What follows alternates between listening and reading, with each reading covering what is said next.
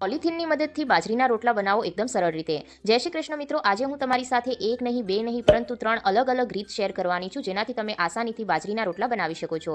તો સૌથી પહેલાં મેં અહીંયા તાવડીને ગરમ થવા માટે મૂકી દીધી છે અને ત્યારબાદ આપણે લઈ લઈશું બાજરીનો લોટ. તો એક રોટલો બનાવવા માટે 1 વાટકી જેટલા બાજરીના લોટની આપણને જરૂર પડે છે. તો કાથરોટની અંદર બાજરીના લોટને આપણે પહેલાં તો ચાળી લઈએ. ત્યારબાદ આપણે એની અંદર ઉમેરી દેવાનું છે થોડું પ્રમાણમાં મીઠું અને એને એકદમ સારી રીતના મિક્સ કરી લેવાનું છે. હવે આપણે આની અંદર થોડું થોડું કરી અને પાણી ઉમેરતા જવાનું છે અને જે લોટ છે એને એકદમ સારી રીતના મસળતું જવાનું છે. અહીંયા આપણે લોટને જો એકદમ સારી રીતના મસળશું તો રોટલો એકદમ સારો એવો બનશે. જો અહીંયા લોટ તમારો થોડો વધારે હાર્ડ હશે તો રોટલો તમારો ફાટી જશે.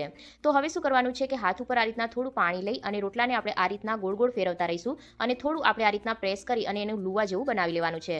ત્યારબાદ અંગૂઠો અને આંગળીની મદદથી એની જે કિનારીઓ છે એને આપણે આ રીતના પ્રેસ કરતા જવાનું છે, જેથી એની કિનારીઓ થોડી પતલી થઈ જાય. ત્યારબાદ આપણે હાથ ઉપર પાણી લગાવી અને સૌથી પહેલા જે એની કિનારીઓ છે ને એને આપણે આ રીતના ટીપતું જવાનું છે. તો જો અહીંયા રોટલો આપણો સરસ રીતના બની ગયો છે, તો આપણે એને તાવડી ઉપર મૂકી દઈએ.